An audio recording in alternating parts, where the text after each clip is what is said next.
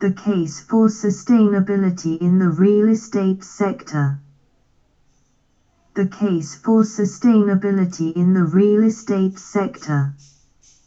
Munasingh and McNeely, 1995, as well as Boyd, 2005, contend that through balancing economic and social performance measures with environmental protection, the true sustainability can be achieved.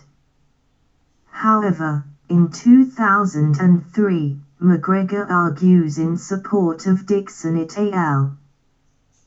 2008, that the three-pillar, triple bottom line, TBL, model does not implicitly recognize the environment limits of growth because the basis is a balancing mechanism, which effectively trades off economic growth against the other two pillars. Conversely, McGregor, 2003, claims that the Russian doll model, RDM, implies that environment limits are an important constraining influence on economic growth.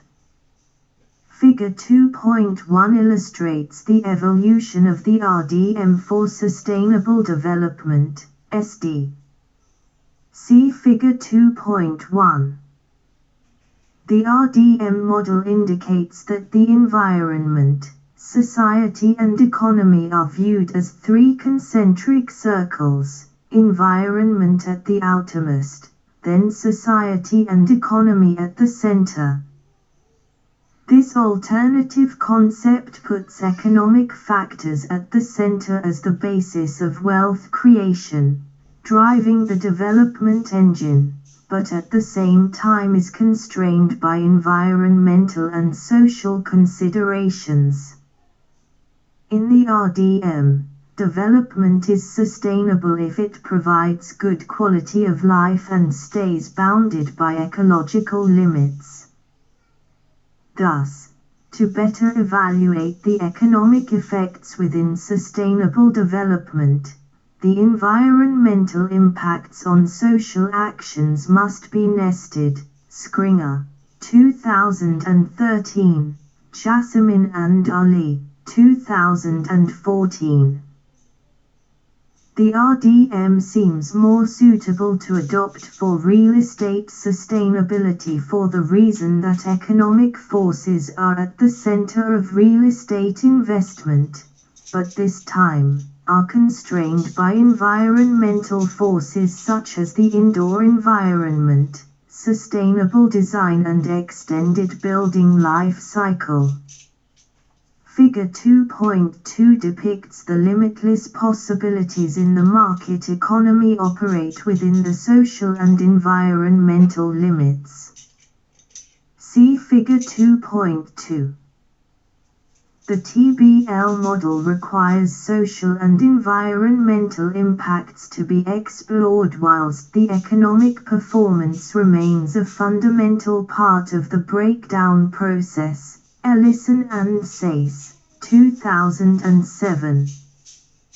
Differentiating between green buildings and sustainable buildings. Green buildings, also known as green construction, refers to both the structure and the use of processes that are environmentally responsible and resource efficient throughout a building's life cycle, from siting to design, construction, operation, maintenance, renovation, and demolition. US EPA. 2009.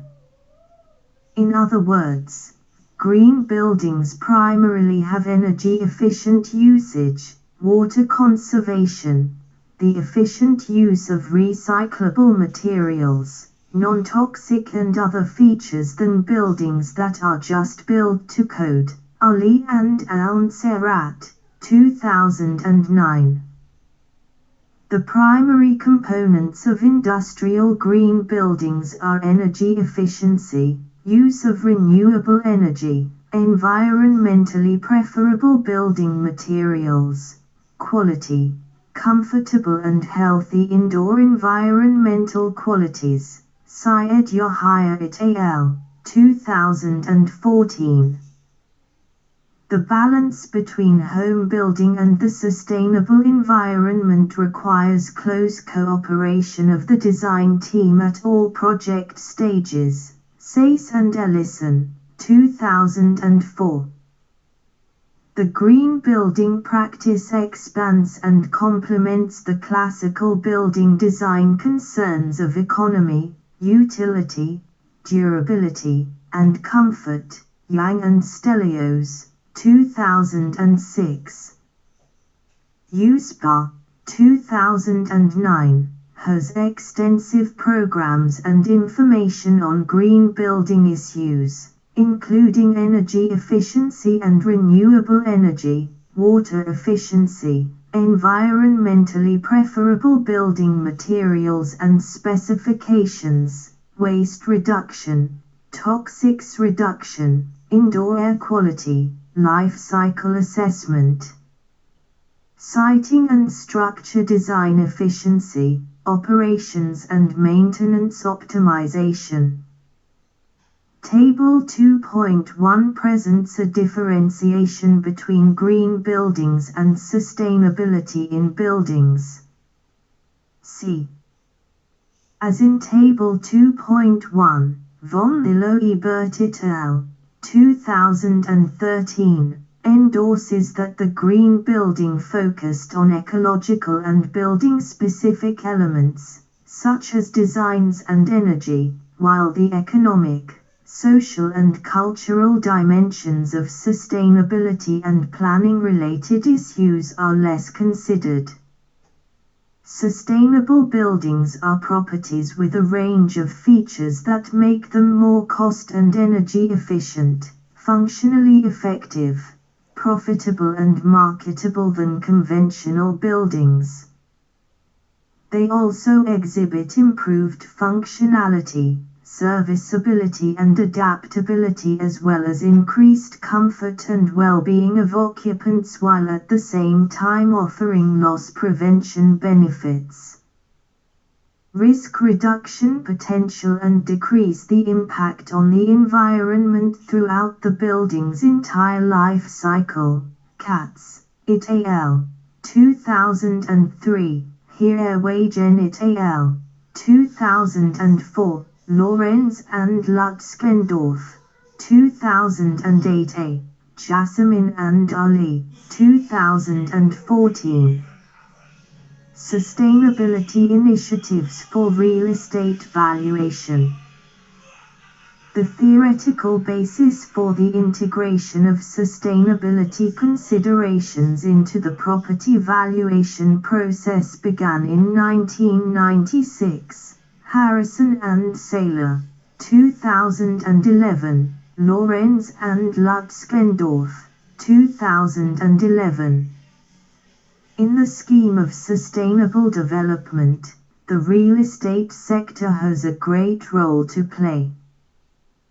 Property and Construction in the Organization for Economic Cooperation and Development, OECD. Countries alone accounted for 24 to 40% of total energy use, 30% of raw energy use, 30 to 40% of solid waste generation. The sector holds the largest single share of global environmental degradation and impairment of quality of life. OECD, 2003, Lorenz, 2006. Buildings contribute significantly to climate change because they are great emitters of CO2, Reed and Wilkinson, 2007. In the 2006 study, Lorenz emphasizes that actors within the property market, including property researchers, are slowest in responding to challenges imposed by sustainable development. and that efforts in achieving success in future would be dependent on the progress that can be made in integrating sustainability issues into property valuation theory and practice. Sustainability in real estate is an evolving body of knowledge, for which there is a need for further analysis in individual and broader markets to provide guidance and knowledge of the implications and applicability of sustainability for the valuation profession. Warren Myers, 2012. At the moment, an intense debate concerning the issues of sustainability is ongoing within the valuation profession as a result of the steadily growing awareness to sustainability considerations in the property valuation tasks. This is due to research providing some reliable empirical evidence from Salviat al.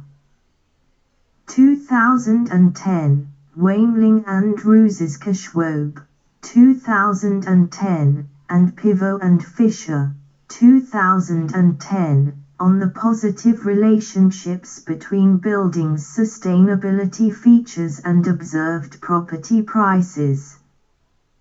This indicates a change in market participants' perceptions, value systems and measures.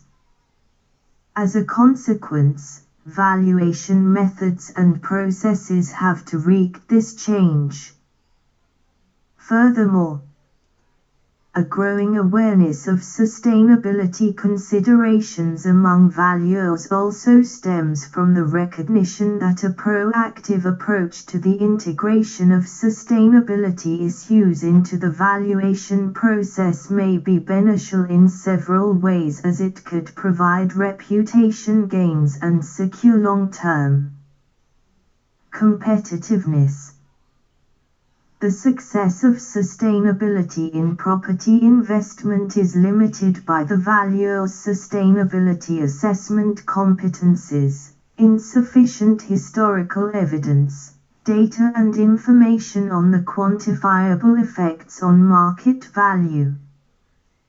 Thus, the latitude for uncertainties in making comparative adjustments for property sustainability uptake is a probable risk. Warren Myers, 2012. Industry bodies have undertaken considerable research in investigating the relationship between sustainability and value through a variety of media. Although using a range of analysis methods, industry bodies have also developed research to compel the positive relationship between sustainability and market value. A representative example of industry-led research publications examining the relationship between sustainability and market value and drivers for the real estate market include the following: JLL, 2007, 2008, Colliers International, 2007, C.B. Richard Ellis, 2007, Merrill Lynch, 2005. Davis Langdon Consultancy, 2007, Investor, 2007, and J.P. Morgan, 2008, Radanovic and De Francesco, 2008. In addition, there are many other groups contributing to the growing body of knowledge on the subject of sustainability and market value. However, the applicability of the information in these studies to valuation practice is limited. It is imperative to establish the sustainability case and elicit its evolution in the property investment market. This helps to identify the trends in the commercial real estate market in particular and to inform valuers of the changing elements and perceptions within the emerging sustainability markets for market and non-market properties. The case for sustainability, from the property perspectives, can be examined from four main aspects: the environmental, the property obsolescence, risks, and the business cases. The discussion on these perspectives is outlined as follows. 1. The environmental case. Research on climate change suggests that improvements in the sustainability agenda for buildings can have large effects on greenhouse emissions and energy efficiency. It happens because buildings play a key role in climate change strategy. They are important target areas for addressing climate-related changes. Miller and Bies, 2008, Eichholz et al., 2008, Mitchell et al., 2016. Buildings contribute significantly to temperature rise and global warming because they are great emitters of carbon dioxide, CO2. The resultant differences in temperature are the drivers of the winds and their circulation patterns.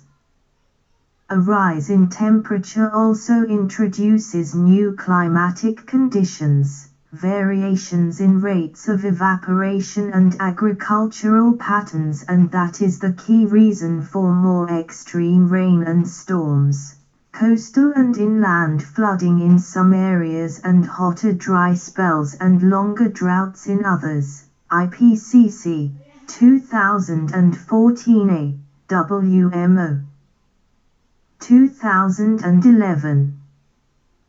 There is valid evidence to compel the understanding of the climate change and global warming dynamics as the world's population continues to grow with accelerating urbanization patterns. And human actions in daily life necessitate a better discretion of resource allocation and the impact of that allocation on the environment. The environmental case for property sustainability is grounded in existing buildings accounting for up to 29% of global carbon dioxide, CO2, emissions today, or the equivalent of 9 billion tons of carbon dioxide annually. IPCC, 2014b, insists that aggregate carbon footprints could double by 2050 if new sound sustainability strategies in construction and manufacturing not adopted. How? 2010 estimates that the stock of existing buildings and process industries are responsible for over 40% of the world's total primary energy consumption. Most building materials contain materials which are potentially harmful. Herrelova, 2011. Formaldehyde emission from particle boards. Carpets and rugs are difficult to recycle, degrade indoor environmental quality, IEQ, while particle boards production also consumes energy and impinges on human health. Aluminum sheets require intensive extraction processes. The manufacture of plastics, pipes, paints, tiles, rubber, beams and steel, veneer and plywood, require high energy consumption. Construction sites wastes constitute 40% of wastes to landfill and dump sites, with 16% of fresh water demand and over 25% of global timber consumed in the process. Friedman and Camilleri, 1995. Reed and Wilkinson, 2007. Warren Myers, 2016. contends that the current reinvigoration of discussions regarding sustainability and real estate valuation functions on the increasing evidence of linkages of the property sector with climate change and the realization that buildings can help mitigate temperature rise and climate change. In the USA alone, buildings accounted for 39.4% of total U.S. energy and 67.9% of electricity consumption in 2002. Residential buildings accounted for 54.6% of that total energy, while commercial and industrial buildings accounted for the other 45.4%. Buildings in the USA contribute 38.1% of the national CO2 emissions. Indoor levels of pollutants are higher than outdoor levels. Building construction and demolition debris averaged 136 million tons per year, US EPA, 2016. The building occupants use 12.2% of the total water consumed in the USA. 74.4% by homeowners and 25.6% of industrial and commercial users. The indication is that green development strategies be worked out when constructing new buildings, retrofitting existing buildings and the redevelopment of brownfields to reduce energy use, portable water conservation, increase recycling and IEQ, decrease the use of raw materials, preserve natural systems and moderate greenhouse gas, GHG, emissions. In Australia, electricity accounts for the biggest source of energy in the buildings sector, followed by gas, petroleum products, and coal. The mainstream of Australian electricity derives from brown coal, an emitter of 89% of GHG. On the other hand, gas explains only 7% of the total emissions. Reed and Wilkinson, 2007. Substantial reductions could occur if Australian buildings switched from electricity to gas as a source of energy. Nonetheless, current predictions of the emission levels are expected to double by 2018. In addition, it has been shown that building envelope performance has a significant effect on the requirements for heating, cooling and lighting in office buildings. Ago, 1999, Reed and Wilkinson, 2007. There is concordance that improvements in the performance of the thermal daylighting and natural ventilation of commercial building envelopes could reduce GHG, Mossett al., 2006.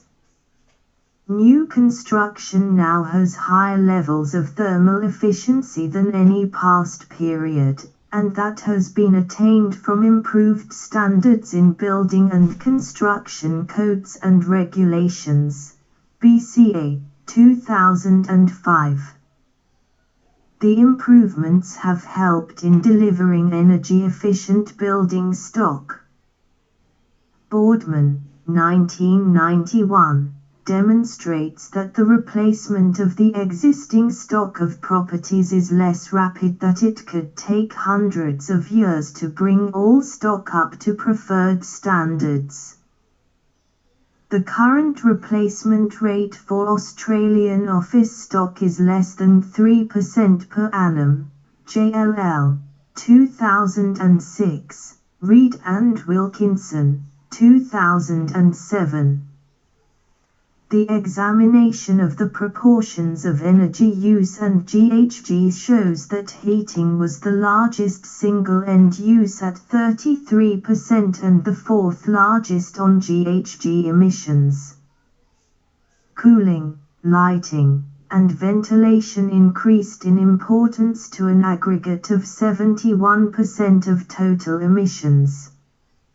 Nevertheless, the actual proportion applicable to a specific building varies considerably from the average. The breakdown of emissions related to specific operational use vary across the climatic zones. Overall, the analysis of specific energy applications primarily responsible for greenhouse gases is 28%, cooling, 22%, air handling, 22%, lighting, 21%, and heating, 13%. Heating, ventilation, air conditioning and lighting jointly account for 84% of commercial building sector GHG. In these areas, the opportunity to reduce emissions exists. Ago, 1999. When all building types are considered, the largest single source of greenhouse gas emissions in buildings is from offices. It is clear that innovations to reduce emissions of the buildings sector are required. In Victoria, for instance, the GHG emissions derived from commercial and industrial buildings is more than those from all the cars in Australia. Australian Building Codes Board, 2001. Embodied energy, that is, the mining and manufacturing of materials and equipment, transport of the materials and the administrative functions, is a significant component of the life cycle impact of a building. Hitherto, it was held that embodied energy was insignificant in comparison to operating energy use in buildings during the life cycle. However, this view has changed with research demonstrating that for some buildings, those using materials with high embodied energy can equate to many years of operational energy. When buildings are renewed or transformed, additional embodied energy is hosted. The prime factor in reducing the impact of embodied energy is to design long-life, durable and adaptable buildings. Materials specification have a substantial impact on the total amount of embodied energy in any building. Transport issues are the principal contributor to emissions to air in the city, and urban areas are fossil fuel combustion, particularly by motor vehicles. These account for the bulk of carbon monoxide, 86%, and nitrous oxide, averaging 67%.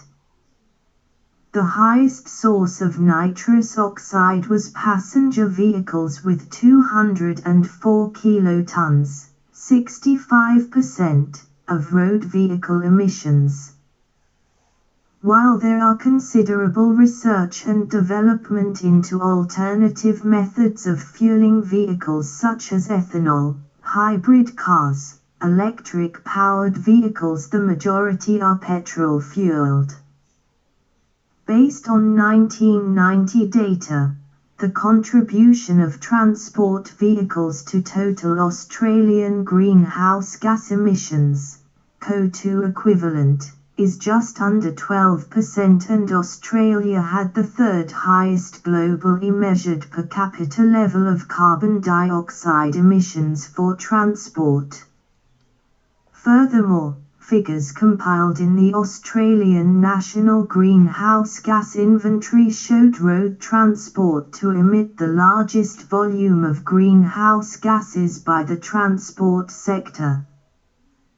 CO2 emissions from road transport totaled 55 million tons in 1994, accounting for 79% of total transport CO2 emissions, an increase of 11% in CO2 emissions since 1988.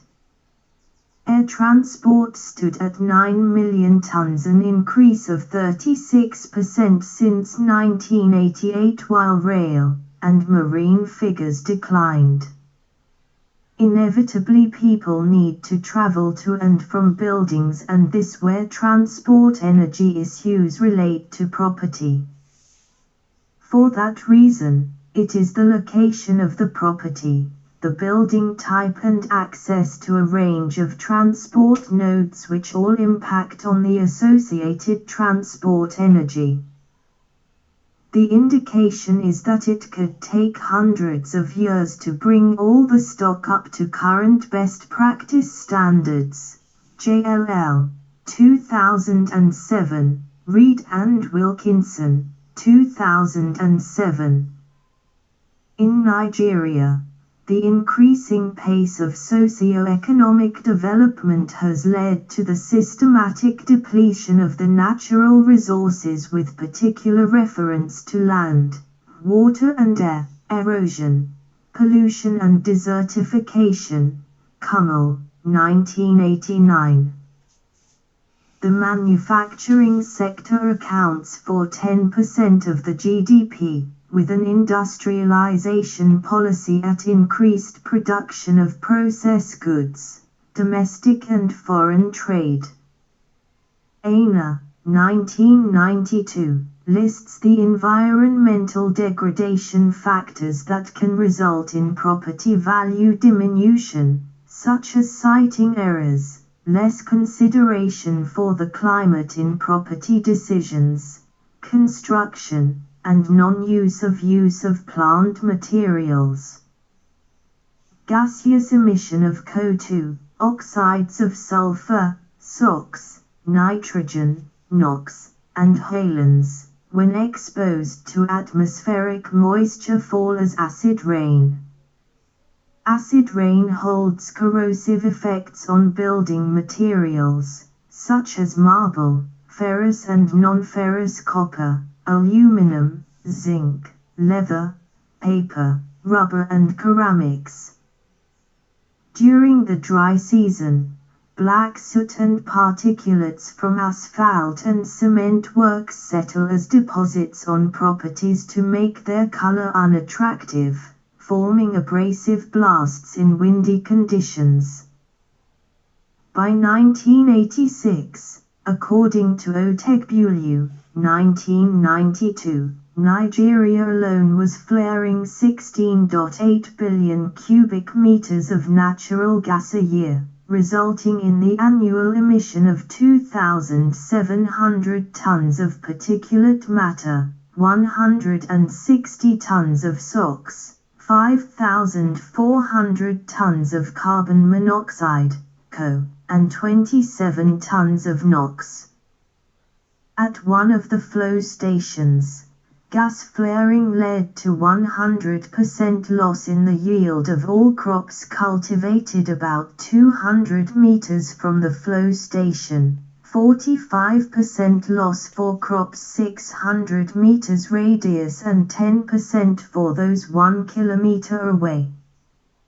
Industrial pollution also affects the income on land by decreasing the farm yield or affecting the health of the farmers. Blasting of limestone distresses building foundations and cause cracks on their walls. In mining areas, pollution affects foundations, causing increases in cost in use and frequent repairs. Many industrial solid wastes exude obnoxious odors which are very repulsive to man. Obnoxious odors led to the immigration of poor classes and emigration of high-class tenants in neighborhood properties and a shift in land value patterns.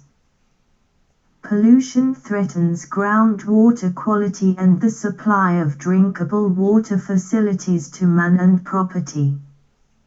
Noise pollution may cause hearing loss, and its vibrations may also pose threats to building foundations and walls. Azaju, 1992.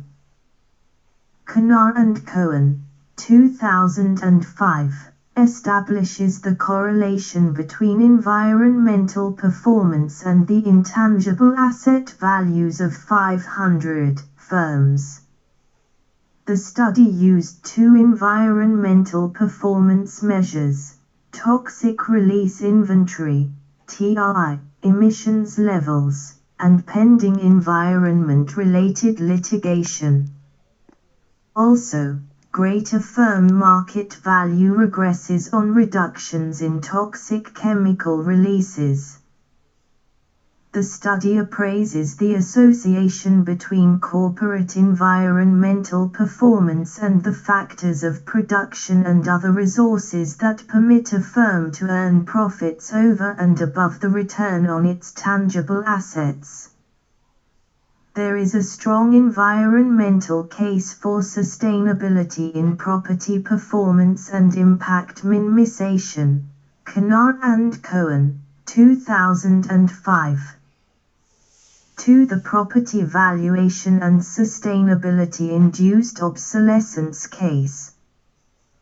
The implementation of SD principles within real estate markets require the integration of sustainability aspects into the theory and practice of valuation. Lutzkendorf and Lorenz, 2011.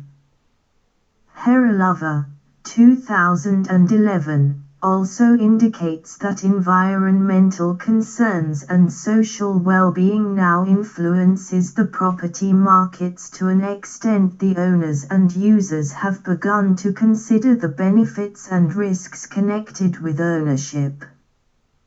Moreover, valuations are carried in almost any phase of the building life cycle with the valuers as axes around which market information flows. The valuer's professional advice on investment risks and other related issues influence market outcomes. Warren Myers, 2012, asserts that the importance of sustainability uptake in the commercial property stock is paramount for reducing the negative impact of the built environment. Carbon footprints could be reduced when industrial sustainability sets the limits of production capacities for industries through internal financial control incentives. Ibiyumi et al., 2015. Valuation instruments can be useful in the assessment of the value of assets to reflect the extent to which properties adopt the prevailing sustainability criteria. Runde and 3, 2010, Ricks, 2014. The professional ethics and the resulting responsibility towards the society implies that valuers incorporate sustainability into real estate valuation. Lorenz, 2011. Other key arguments are: 1. Market transactions in the USA, Germany and Switzerland have been observed to reflect the sustainability index as a critical value driver. Also, the foreseeable sustainability market developments are recognizable in differentiated user requirements, green legislation and sustainability reporting liabilities. Warren Myers, 2012.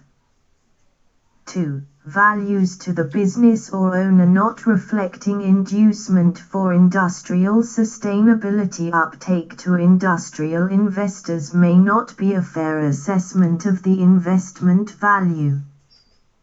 For instance, How fair would the investment value be if the owner neither makes any effort to comply with the sustainability metrics nor the valuer makes any effort to induce him to do so? Ibumi, et al., 2015. 3. Valuers take the view that valuation could not be considered rational and socially responsible if they are mere market reflectors without being active influencers.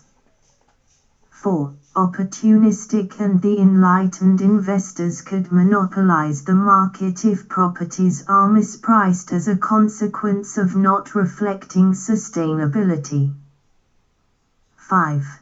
There could be the risk misallocation of investment capital or probable underinvestment in building sustainability if actors are not knowledgeable about sustainability and its value influences. Ricks, 2009, Lorenz, 2011, Lutz-Glendorf and Lorenz, 2012.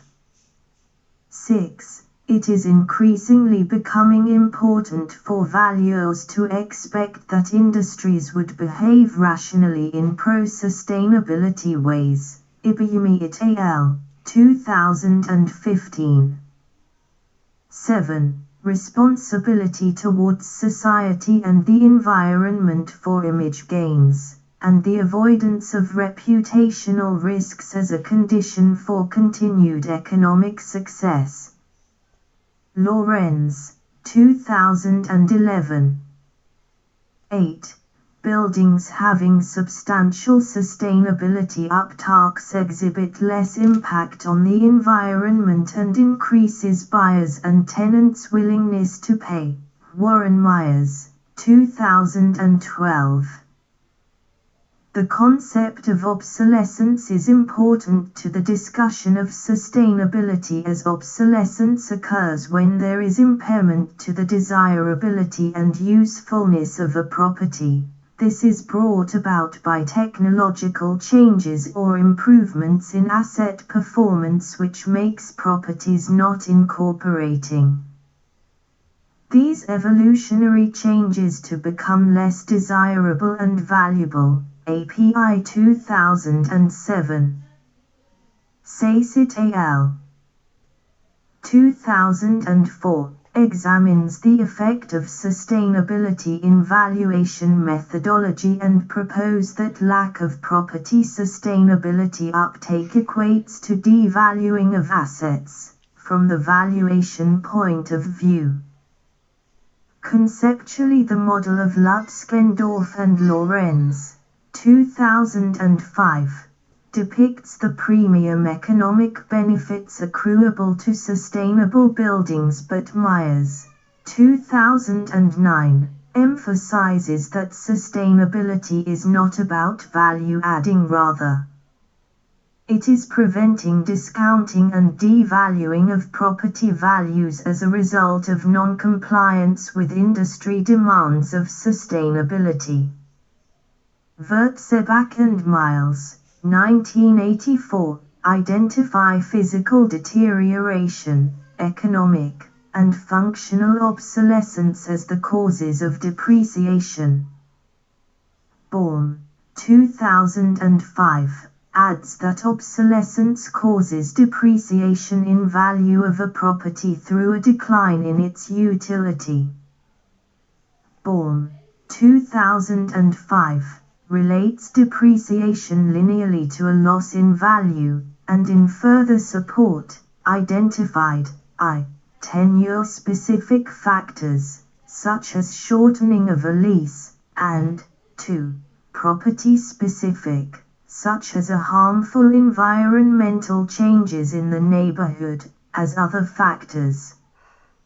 It was argued that the value of an investment depends on the return it produces, and return is a function of three main variables: income, return of capital, and operating expenses. Since the rental value of a property will be reduced by depreciation, income is affected. Also, Depreciation is evidenced by rising all risks yields over time, as the rental value is reduced and the market yield increases. Depreciation contributes to a twofold reduction in the available return of capital. Grover and Grover, 2015. Furthermore, repair, maintenance and insurance costs will increase, so that the depreciation could lead to rising operating expenses, thereby reducing net income. Obsolescence then could be regarded a risk element. The work of Bowie, 1982, had earlier calculated that an apparent 4.5% return on a 65-year-old prime property was cut down to 3.9% after depreciation. Sustainability-related attributes and characteristics of property assets are today starting to enhance and complement the traditional drivers of a property's economic value, investment risk and performance. Sustainability and obsolescence are also identified and recognized as having an impact on value, for which the valuers should build into their calculations. Warren Myers, 2010, Lorenz and Lutskendorf, 2011, Ricks, 2014, Ellard, 2015. According to Ellard, 2015, sustainability edges with obsolescence in the practical world of valuation. Ellard enjoins valuers to build into their calculations the extent to which a well-informed buyer and the market might account for sustainability, preferably as evidenced by comparable transactions. The uptake of sustainability and sustainable practices has a direct impact on the value of property. Mathieson and Morris, 2004, Suttle, 2006, Reed and Warren Myers, 2010, Grover and Grover, 2015. Consequently, properties not incorporating sustainability changes may be less desirable or valuable, thus becoming a potential investment risk, and would have accelerated obsolescence, because they are unable to meet evolving needs of the market for sustainability. Baum, 2005, Sayce et al. 2007, Myers, 2009, Warren Myers, 2012, API 2007, Lorenz and Lutskendorf, 2011, Ellard, 2015. Nevertheless, Reed, 2009, Myers, 2009, and Warren Myers, 2012, caution that sustainability is not only about value adding, but avoiding discounting and devaluing of property values as a consequence of non-compliance with the demands for sustainability. This view was also held by Reed, 2009, Warren Myers, 2012, and Ibuyimi et al., 2015. Ibuyimi, 2004, considers a non-market-based approach, and explains that industrial sustainability-related obsolescence, ISRO, could relate to the extent to which industrial property features fail to conform to the demands of local sustainability. This was first suggested when the researcher presented the non-market impact prescriptive approach to environmental sustainability and industrial property valuations in Nigeria. Ibuyimi, 2004, argues that conceptually, obsolescence precedes a fall in value, indicative of the necessity for the property owner/proprietor to comply with certain physical, economic, functional/technological metrics, including sustainability metrics. Obsolescence plays a significant role, among the other forms, in redefining building life, property income cycles, and stimulate significant industrial sustainability market sensitivities over a short period of time, where such markets do not now exist.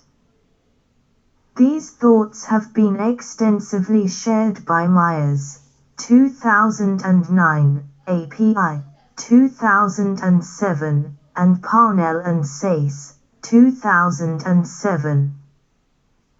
There are many forms of obsolescence, but traditionally, three forms affect all properties: physical, functional and economic. Others include technological, locational, legal, and historical obsolescence. The concept of sustainability obsolescence is evolving from the green sector. Reed and Warren Myers, 2010. Loss in value applies to a broad range of considerations that spans through the TBL expression of sustainability. The study of Myers, 2009, concludes that investors are devaluing non-sustainable properties as a result of perceived increasing risks and obsolescence. Investors focused on potential risks and sustainability obsolescence that could arise in their property portfolios, but valuers indicate that obsolescence had the least effect on market value relative to other variables. API, 2007, and Parnell and Sayce, 2007, postulate about the same time that properties not incorporating sustainability changes may become less desirable and valuable, because as the markets evolve, sustainability requirements are demanded and properties that are unable to respond to sustainability demands will have their obsolescence accelerated due to insensitivity. Bourne, 1991a, b. also recognize obsolescence and insist that it should be included in valuation assignments and inherently incorporated in the treatment of the initial and terminal yields. It has been found that all investors have not altered the traditional financial parameters and requirements in their investment analysis techniques to incorporate sustainability. Myers, 2009. However, organizations and fund companies have begun to set sustainability-based requirements for potential resource maximization. Investors, generally, have not altered their investment and acquisition models to incorporate sustainability and do not look likely to implement them in the immediate future. Myers, 2009, explains that investors were concerned with escalating resource costs for energy and water and security of supply, as well as the probable regulative and legislative policies, such as emissions taxing. The investors also focus on ensuring mitigation and limitation of potential downside risks that could affect the financial viability of the portfolio. Overall, the lack of consideration in valuation practice of obsolescence could result in incremental misreporting of values as markets evolve and demand sustainability requirements. The probable outcome is that properties falling short of sustainability initiatives could be increasingly sensitive to increased risk and accelerated obsolescence. Parnell and Sayce, 2007. Miller and Bice, 2008, notes that property owners who fail to upgrade their properties by integrating sustainability credentials could be ruled out of the market soon or late due to perceived higher returns, reduced outgoings, staff attraction to better workplaces and comfortable environment. It was also proclaimed by Mitchell et al. 2016, that properties that are not resource efficient as to satisfy occupiers' expanded needs should expect a diminution in value. Sayce et al. 2010, warns that such properties would require extensive retrofitting works that could accelerate physical deterioration. There are financial and market risks, such as rental growth loss and other adverse yield movements. Lorenz, et al. 2007, Ellison, et al. 2007, McNamara, 2008. Lockwood and Deloitte, 2008, as cited in Jasmine and Ali, 2014, recommends the adoption of green buildings to building owners, insisting that their buildings would be susceptible to obsolescence. One of the reasons for not buying or renting commercial premises at premium prices in Germany was in response to their poor social and environmental performance. Lorenz et al. 2007, a condition of which Ecolds et al. 2010, ascertains through the observation of loss in value of up to 2% for comparable properties within the same area. Similarly, the study of Miller and Bice, 2008, on the tenant's perspective of retrofitting commercial properties predicts that tenants would discount for lack of sustainability features in their rental bids. The contention in theory would be that as operating costs for water and energy would be lowered, there would be a corresponding rent subsidy in non-sustainable buildings to compensate for this in the marketplace. More users should express higher willingness to pay, WTP, for the sustainability credentials. More so, large private and government tenants would not likely consider non-sustainable buildings while smaller tenants anticipate a non-sustainability discount.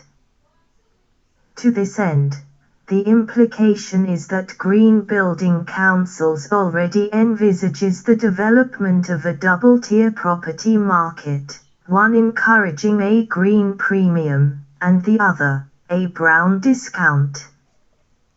3. The case for sustainability as a risk factor in property valuation.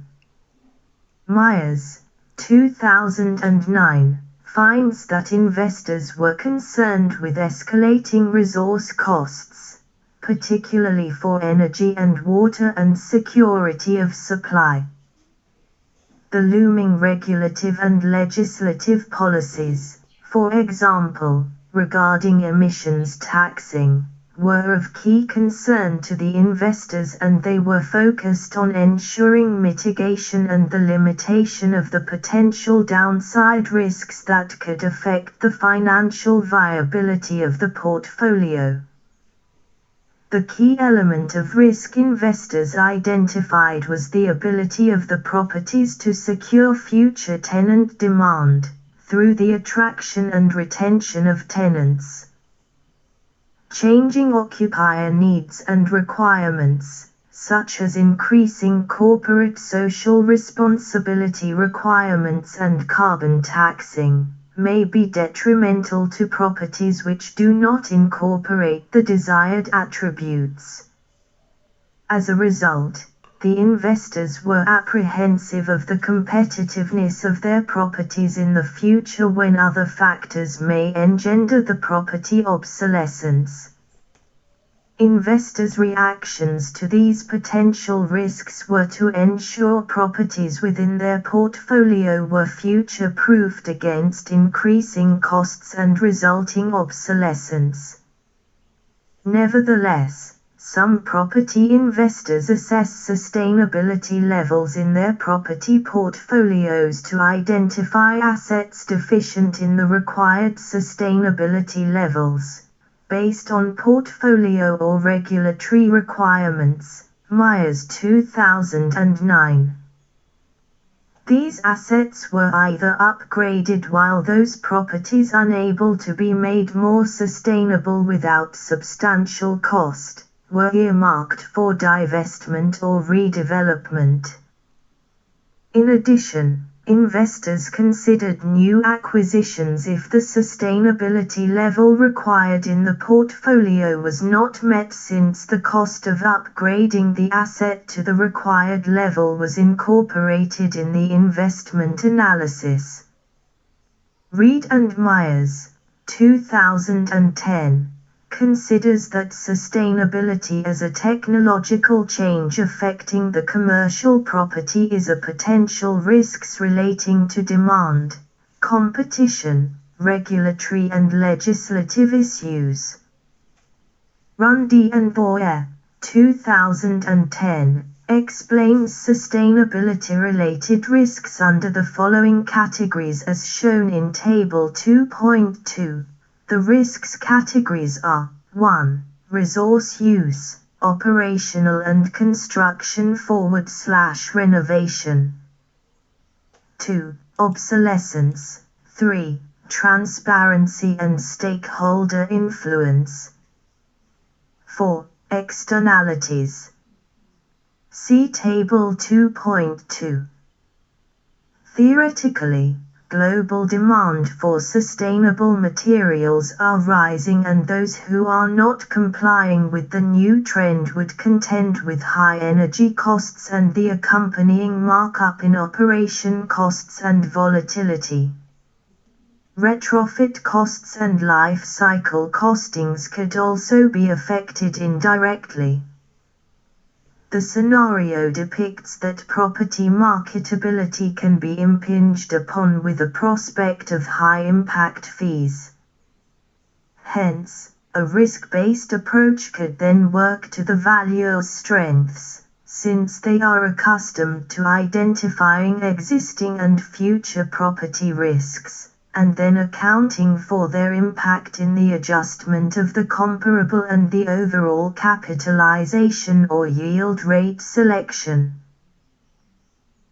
French, 2017, recites the UK Energy Act of 2011, which prohibits the leasing of residential and commercial properties with certifications below F and G from April 2018. The affected properties would have maximum obsolescence rate of 0 unless they are retrofitted, refurbished or redeveloped. The scenario presents a hybrid of legislative and obsolescence risks.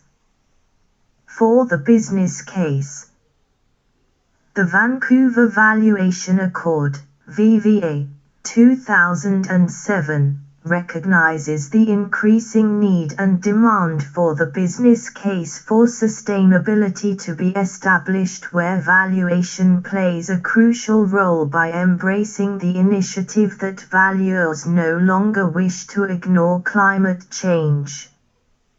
Therefore, the Accord commits to 1. Review how sustainability relates to the practice and standards of valuation. 2. Working with stakeholders. 3. Promote awareness of and competency in the appropriate methods of addressing sustainability in valuations and worth appraisals. 4. Working with those within and outside the valuation professions worldwide. 4. Educate and inform about sustainability and its relationship to value and worth. 5.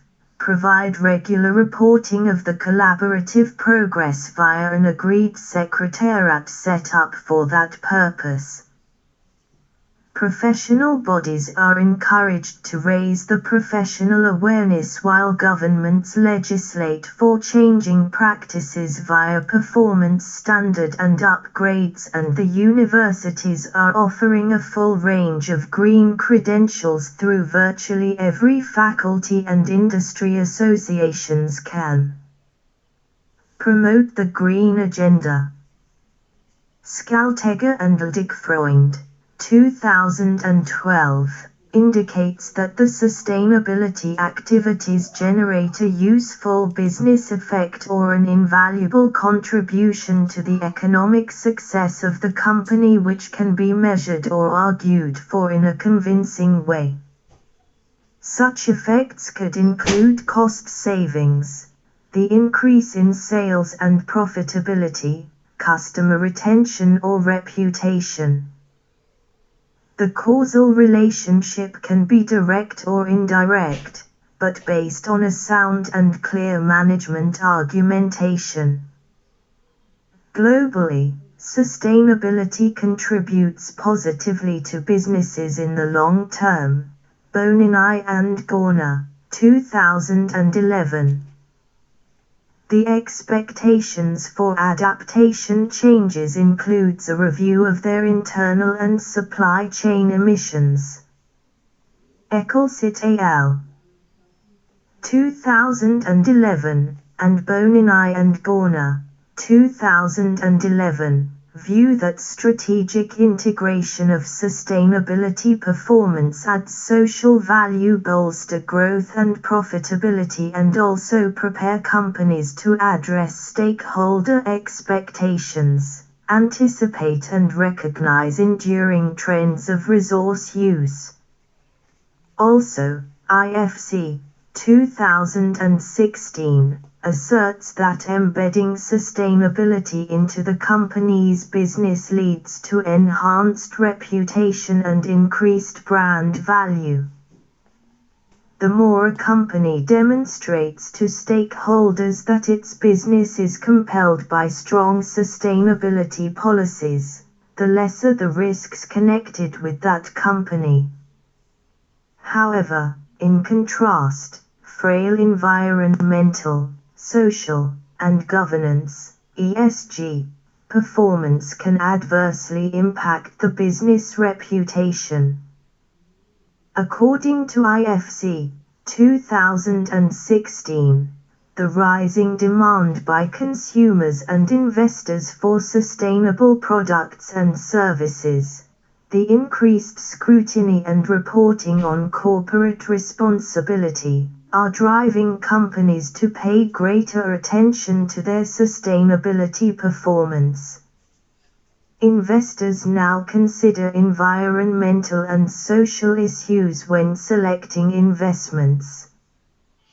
Different sustainability reporting frameworks such as the Global Reporting Initiative, GRI, and the Carbon Disclosure Project, CDP, have become vital tools for investors in building informed investment decisions. The number of companies using GRI as a framework for reporting sustainability measures has increased by 73% in the last 4 years. Bloomberg, 2010. The drivers of a business case for sustainability, directly and indirectly, influence economic success. Skalteger, 2011. The drivers are comparable to the variables that affect a conventional business case, whereas the relationships between voluntary social and environmental management and economic success are often different from conventional economic cause and effect chains. And so is the kind of influence a social or environmental activity has on the economic drivers. The potential business case drivers reveal a broad range from direct to indirect influences on business success and economic performance. The most direct link may be through potential and actual costs.